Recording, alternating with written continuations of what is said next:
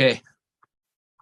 Bruchim habayim. Thank you very much for joining us tonight for the learning of Hilchot Shabbat. We are continuing in our study of the 39 Melachot, which this week is a very special week to learn the laws of Shabbat, as this week, Parashat Vayakel is the source for all of Hilchot Shabbat, all of them. As we know, Moshe Rabbeinu came down from Har Sinai. It was the day after Yom Kippur. Hashem forgave everybody for the golden calf. And as a way to show that Hashem still wanted to have a relationship with Bnei Yisrael, Hashem said, I want you to build the Mishkan. So he came down, Moshe came down with two messages from Hashem. Number one, keep Shabbat. Number two, build the Mishkan.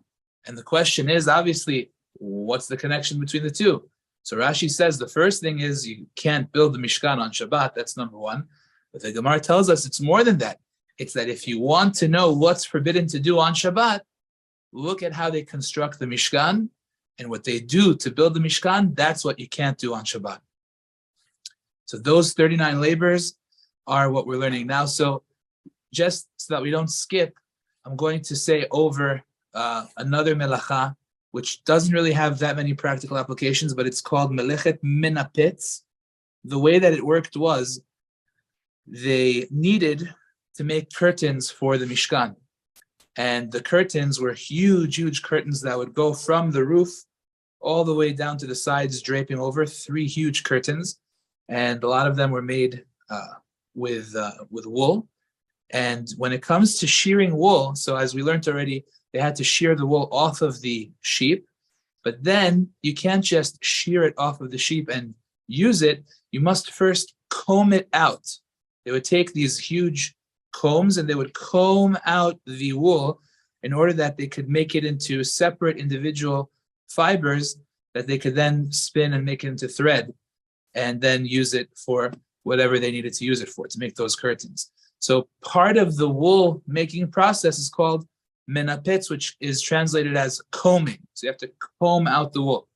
So combing the wool whenever you want to make threads is a problem. But there aren't really that many practical cases that come up.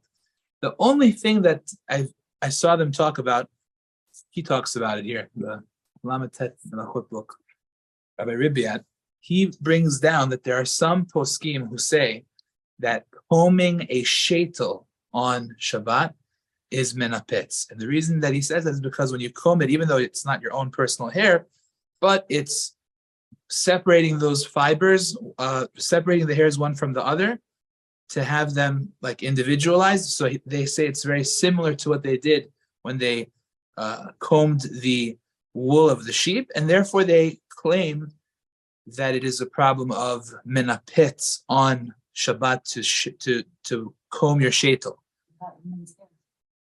Men's hair that's on their body. So men's hair, what? So combing your hair in general is an issue of shedding the hair. So if you know, for example, that when you comb your hair, for sure it's gonna come out, so then it's a problem. So we learned that it has to be done in a way that it's not going to come out necessarily. It's not for a fact going to come out. So if, let's say, you use a very soft brush, like a baby brush, and you kind of very gently, use it like that, and it's not for sure going to come out, then we said it's fine. So it's for men also, right? It's for men as well. Yes, sure. If it's for, if you know that by brushing it, you're going to take out hair, which usually is the case, so you can't use that. It has to be a soft brush. Usually soft brushes, though, they don't really do much. The best thing to do is more like gently, so that you're not for sure going to rip out hair.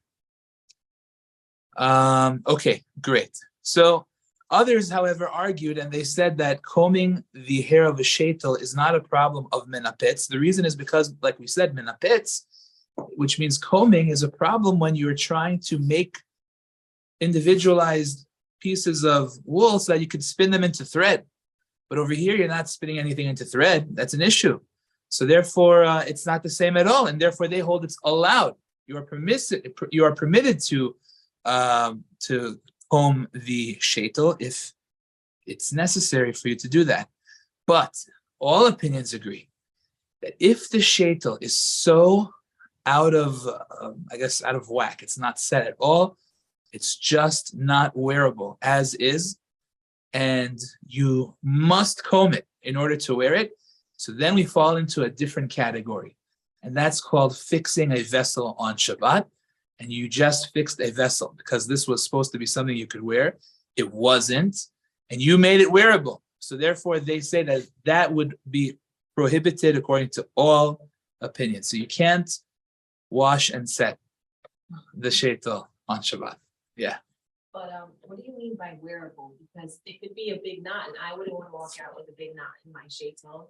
So for some people, it might be wearable. For some people, like, it's not a big deal. You know what I mean? So I guess the criteria is, can you put it on right now as is and go outside with it? If the answer is yes, then you could comb it. If the answer is no, I can't. It's impossible. It just looks too bad. It's too much of a mess. I have to do something. So now you're fixing it, problem. It might be a little subjective. Yeah, it's true. Okay. But that's regarding shaitels. Okay, fine.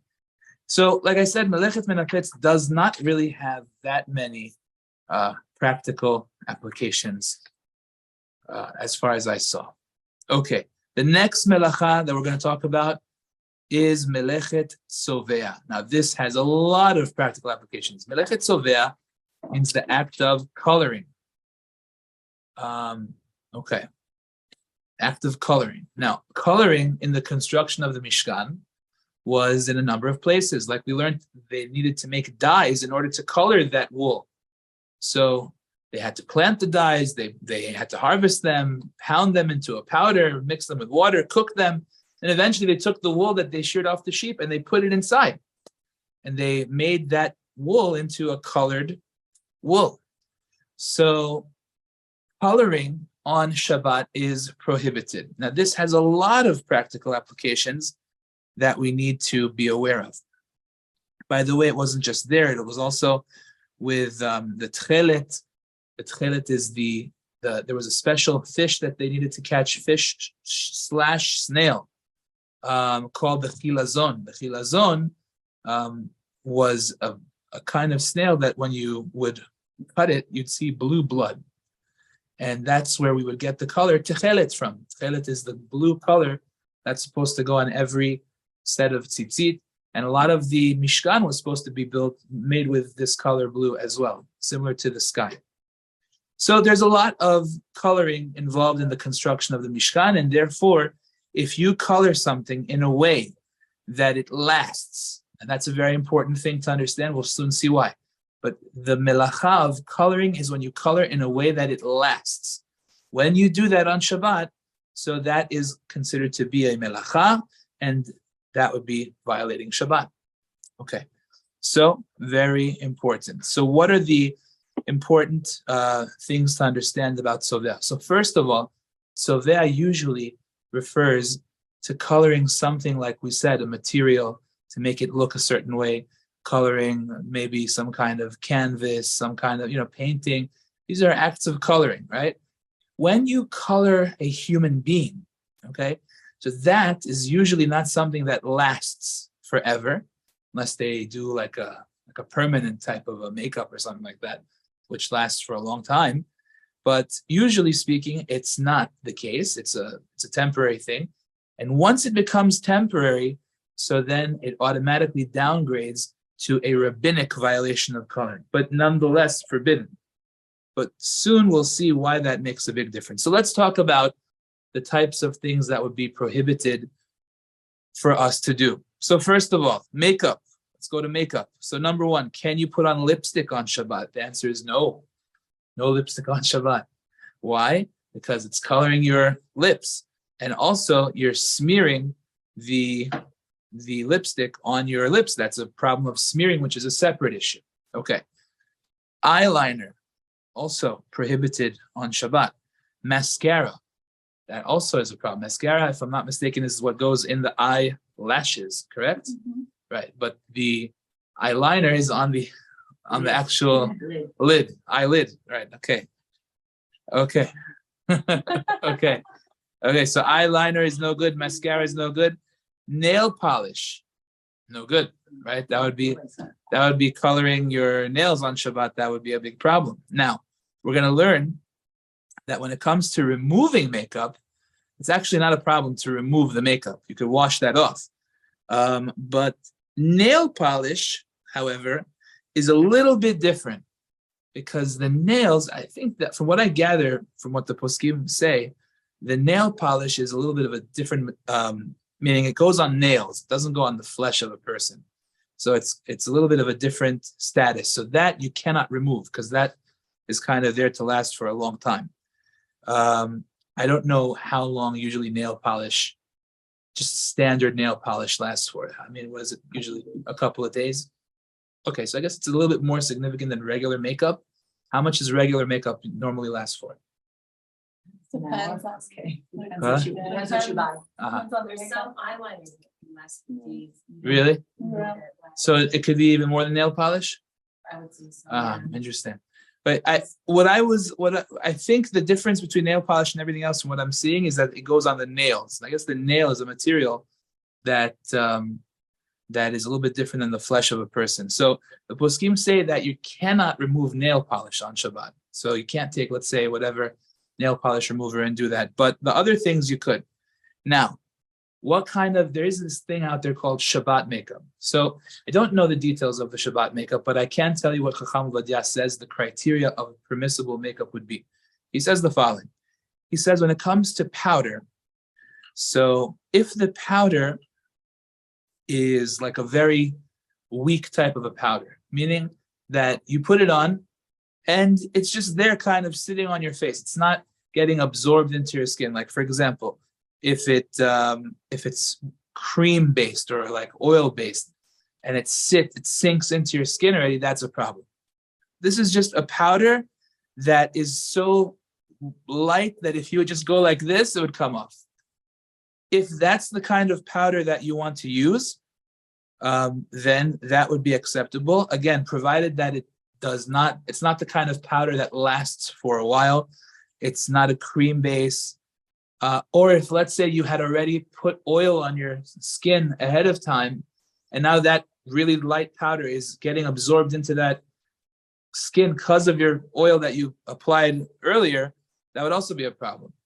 So here we're talking about your face is not with oil or cream, it's just regular powder that you're putting on. So according to Chacham Vadia, if it meets that criteria, that number one, it's not going to last a while, it's very light, it's not cream based, and you didn't put cream on Friday, so that you would be allowed to put on Shabbat, and you'd be allowed to remove it as well. I believe that they have these out there. There are certain types of powders that, and even if they're colored, it's okay. Clear? Is this standard knowledge? Is this like very what? This is standard knowledge? Okay, great. Fantastic. I'm happy. Okay. The poskim talk about eating foods that leave color on your mouth or your lips, like strawberries or other types of foods like that. So that everyone says is perfectly fine because you didn't intend to make your lips redder or something. You're just trying to eat the food, so there's no problem to, let's say, eat something like that and then wipe it off. However, Shulchan Aruch does say something interesting, which is that when you wipe off something that has that kind of heavy color, that you're cleaning off, let's say, your mouth from this heavy color, so don't use like a white cloth for that. The reason is because that white cloth is now going to be colored by whatever is on your lips. So if, let's say, you ate something that's really red all over the place, and now you wipe off, let's say, a nice cloth napkin with that, now it's going to get colored. The poskim say that you should avoid doing that. So instead, you can use a napkin, you could use a tissue, something that's going to go straight in the garbage. Okay? So that's okay.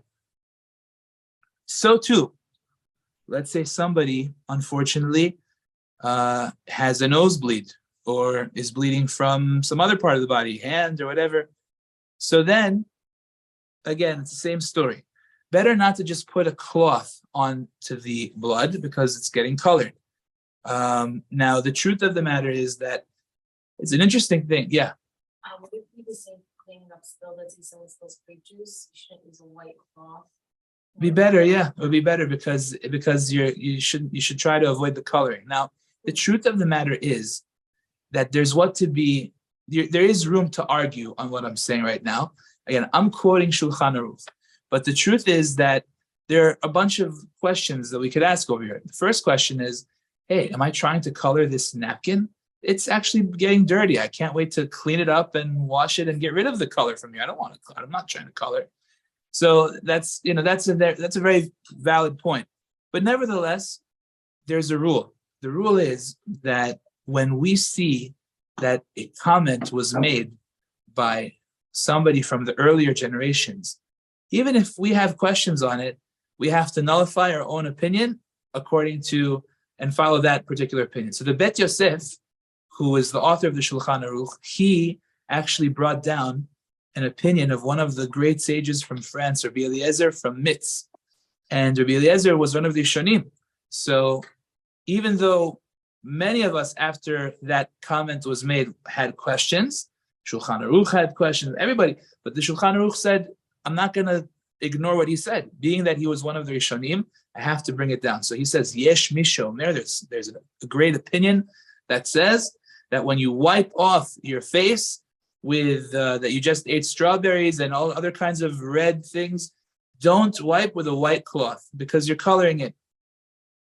Okay, so that's an important thing to realize as well. And so too, when it comes to bleeding, don't just use a white cloth. Better, first of all, to wash off the blood and then cover it up with a white cloth if you want to, or if you can avoid the cloth and use, let's say, a paper towel, that would definitely be a much better solution because paper towels go straight in the garbage afterwards. It's not a cloth that you are coloring, it's just garbage. What about a Band-Aid? So again, try and clean off the thing first, clean off the blood, wash it off, and then you put it on. That would be the best thing. Okay. Now, it goes a little bit more detailed, but the poskim talk about it, so it's important to know.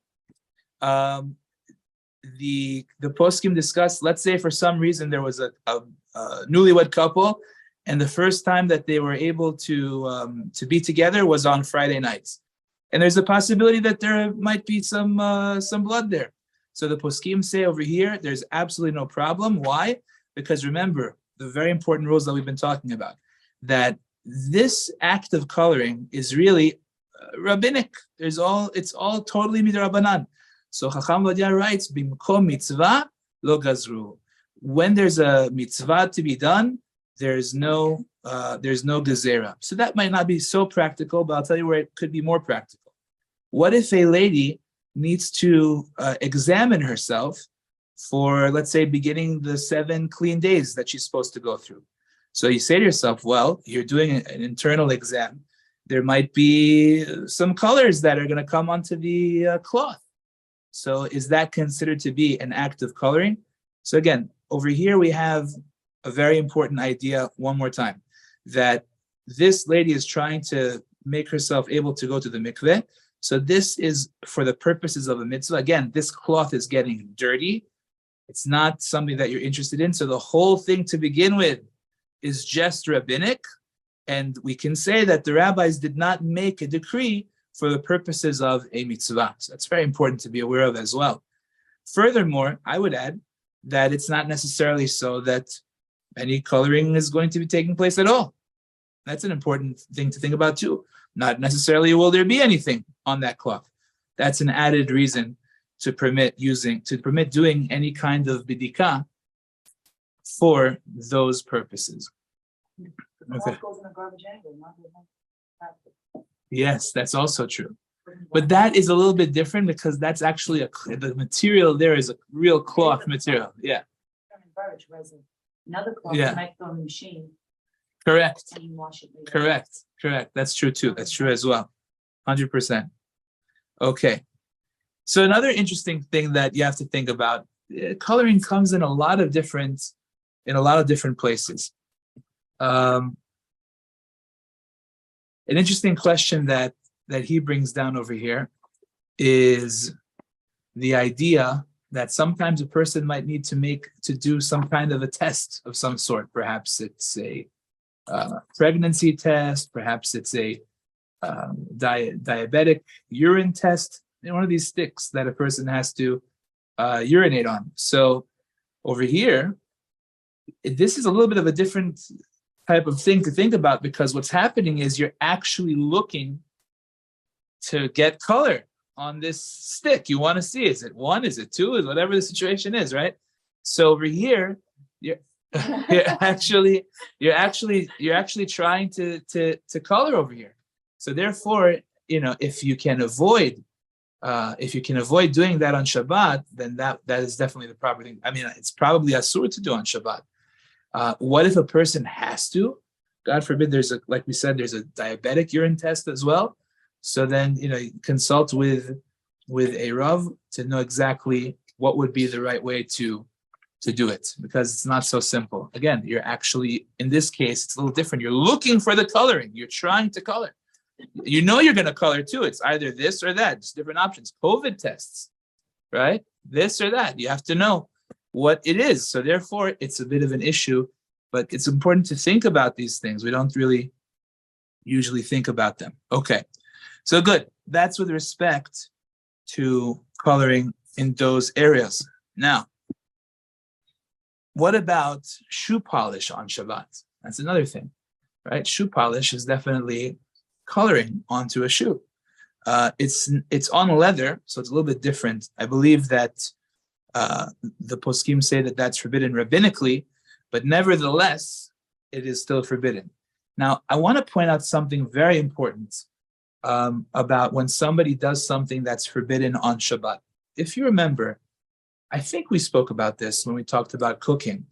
The idea that when somebody does something forbidden on Shabbat, so the halacha says that if you yourself did it, so then you are not allowed to benefit from that thing until Shabbat is over. Once Shabbat is over, you can benefit from that item. So let's say somebody by mistake, he forgot at Shabbat and he cooked a soup on Shabbat. So on Shabbat, he can't eat the soup. After Shabbat, he could have the soup if he did it by mistake. If he did it on purpose, he's never allowed to have the soup, but others could have the soup, right? I believe we spoke about this. Did we talk about this? Okay, amazing. Now, this is all when it comes to a melacha midoraita. Okay, very important to realize this. That's only when the person did a Torah level melacha. However, if the person did something which is only forbidden rabbinically, so over here, the halacha is a little different. The Vilna Gaon, and this is what pretty much everybody follows, which is, he explains that when something is prohibited only rabbinically, so then the person who does it by mistake on Shabbat could still benefit from it. So let's say in this case, polishing your shoes on Shabbat. Let's say we're going to call that rabbinically prohibited on Shabbat. It's on leather, it's not exactly getting absorbed. Let's just say it's superficial. Fine. Okay, so therefore, we're going to say that this is only rabbinically prohibited on Shabbat. Somebody goes and polishes his shoes with shoe polish on Shabbat. So we'll tell him, look, did you know you're not allowed to do it? And he'll say, I had no idea. I thought it was totally fine. So we'll tell him, look, you could still wear your shoes on Shabbat now. Why? Because the whole thing is rabbinically prohibited. It's only the Rabbanan. That's why it's so important to know what's prohibited midoraita on the Torah level and what's prohibited midorabanan rabbinically, because it'll make a huge difference. Can this guy wear his shoes on Shabbat? Yes or no? The answer is, well, if this is only rabbinically prohibited and he didn't realize he's making this mistake, he could still wear his shoes on Shabbat. So that's a very important thing. But if he did it on purpose, then even though it's rabbinically prohibited, he knew he shouldn't have done that on Shabbat, but he was just saying, it's just rabbinic, it's not a big deal, whatever. And then he had second thoughts. He comes to the rabbi, Rabbi, can I wear them? I said, did you know that you can't do it? The answer is, I knew. Okay, so you can't wear them till Motzei Shabbat. Motzei Shabbat, though, he can wear them, no problem.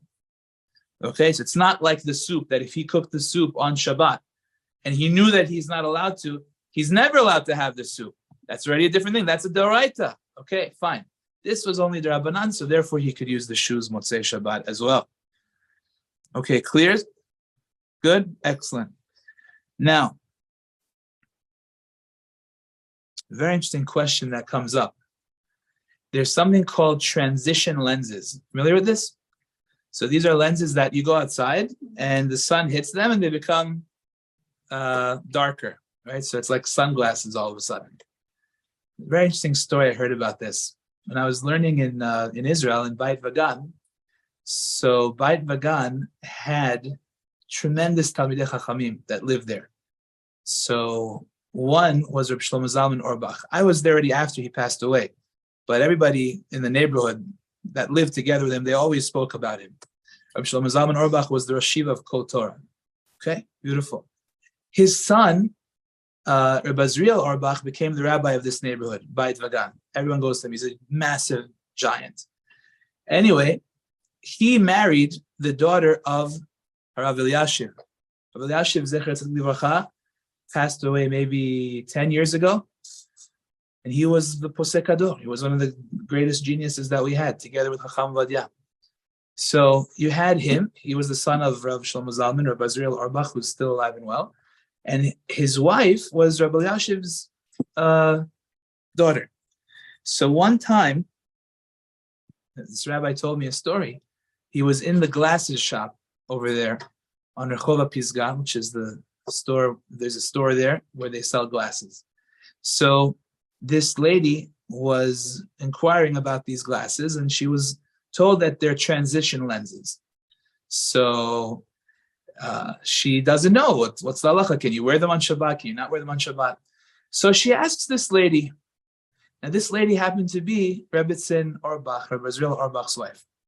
So she says, well, my father says that it's fine, but my father-in-law says you shouldn't wear them on Shabbat. So this other lady's walking by. She says, your father-in-law, go ask a rabbi. It's like your father. Anyway, meanwhile, they're both the Gdolei Adom.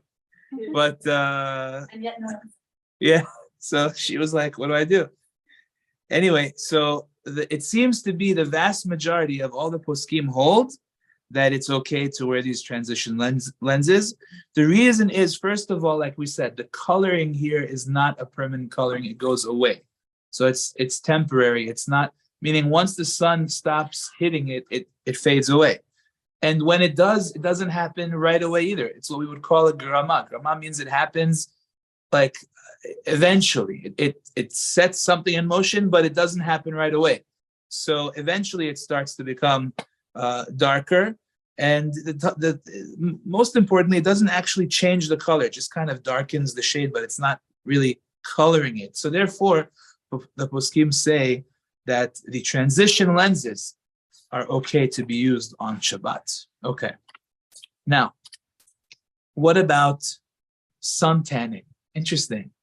Person wants to go out. Let's say they're spending Shabbat, I don't know, in Miami somewhere. They want to go out, get some sun, right? So here's the thing. If you're actually doing it to get color in your skin, that you should not do.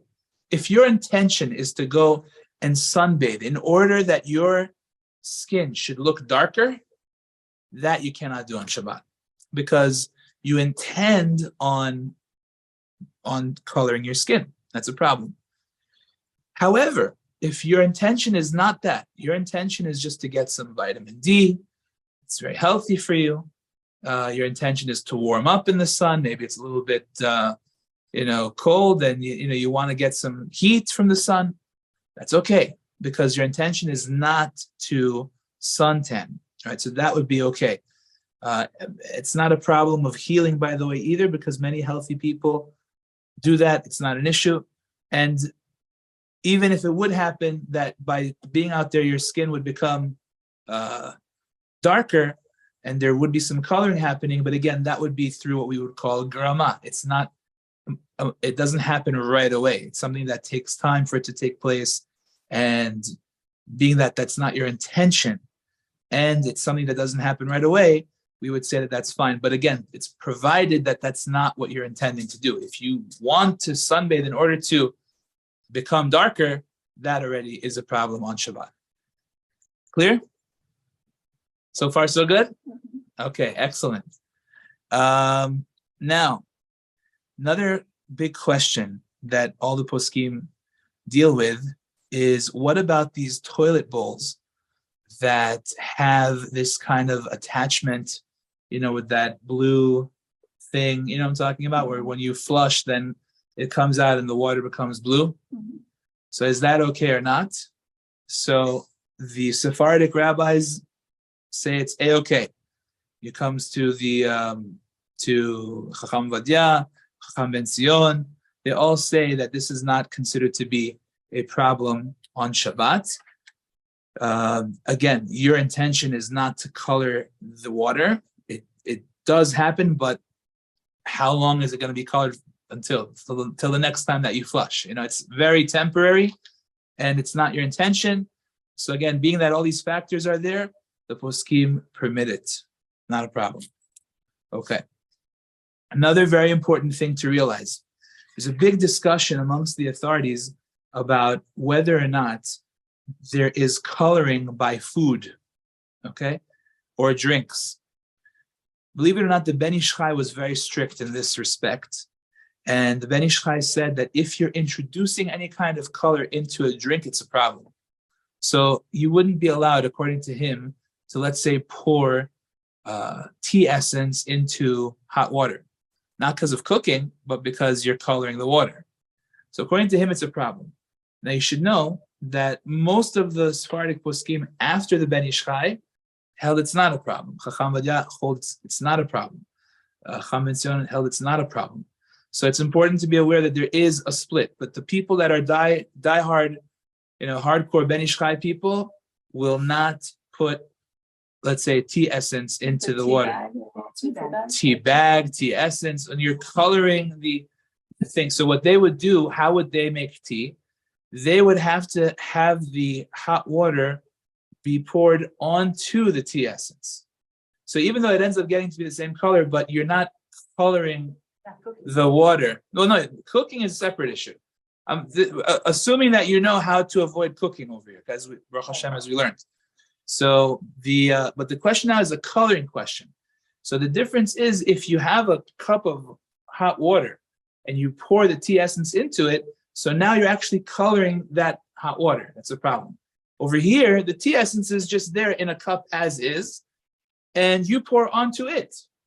So you're not introducing color into the clear water. You're pouring clear water onto the colored item. That's how you avoid the coloring. They wouldn't put coffee, let's say ground coffee, into a hot water cup either, because that's coloring the water. They hold of coloring by drinks, coloring by food as well, they would say is a big problem. So Chacham Vadia is very clear. He says, we hold en tzvi'a be'ochlim ve'en tzvi'a be'mashkim. We don't hold that there's any kind of coloring by food or drinks at all. So for that reason, there's no problem whatsoever to, let's say, decorate, a cake with some kind of icing or something like that. There might be other issues, but generally speaking, I don't think you would have any issue of doing that. I can't see any problem with that. The fact that there's going to be some color on it now is not an issue. We hold that there's no coloring by liquids, but on one condition. On condition that your intention is not to color. In other words, if you are specifically trying to color something for the sake of coloring it, then already it's more of an issue, right? Who does that? They just want to make a cup of tea. Right, exactly. That would be more of an issue by that. But even there is room to be more lenient. There is room to be lenient there too, but if you can avoid literally just putting in food coloring into something for the sake of food coloring, that would be better to avoid that, because you're actually simply trying to color the item. That would be better to avoid. But if you're just trying to make food and it happens to be that there's going to be color transferring from here to there, don't worry about it. Yeah. So according to the Ben Ish Chai, the cutting up, let's say, like a fruit platter, you put the melon and then you put strawberries next to it. It's inevitable that the red of the strawberries Right. might go into the melon. So according to him, would that be an issue? I don't think so, because that's just like a little drip off of the strawberry. I think he's talking more about when you actually change the color of if you do something to, Grape juice and seltzer. yeah, grape juice and seltzer, like that would be a problem. They talk about, we know that, on Friday night, it's proper to use red wine. It's brought down red is a better wine to use than white. So let's say you don't have red wine, but you have some white wine, you want to color it with like some grape juice or something. Or some red wine that you do have. So is that okay? So the poskim actually say that for the sake of the mitzvah, we would be lenient, even though your intention is to color, which is more of it's a bigger chidush. Okay, so that's important to be aware of. Good. All right. I think I'm done. All right, unless you have any other questions. We're good? What are the Ashkenazis told with coloring food? I'm curious. They're strict. They're strict also. Yeah, they're strict with it. So like a tea bag, they would put a tea bag first in the cup, then put hot water over it? Yeah, but like after cup number 3. In other words, meaning pour water into the cup from the urn, then pour it into another cup. Okay. So now it's kli shlishi, Right? right? That's the cooking aspect. That's the cooking aspect. And now you would have to pour onto the tea bag Right. as opposed to put the tea bag in. Got it. Yeah. Still coloring the water. I understand. I have the same question, to be honest with you. It's still getting the same thing, but it's different when you're introducing the colored item into the non-colored item versus when you're putting the colored item onto the non-colored item onto that which is colored. So you're not like coloring because you're not putting in the coloring item into the non-colored item. That's how they I do make it. sangria sometimes, so I put in like a juice. I actually love making on Friday nights. You put red wine with some type of soda, like a ginger ale or something like that. So you're definitely going to be coloring it. I never think about that would be a store. Yeah, because we hold that there is no coloring by food and drink, Right. which is a big leniency, but it's a very helpful leniency. That Chacham Vadia, and the truth is Shulchan Aruch holds like that, so that's why he says that. Alrighty. So putting food coloring on like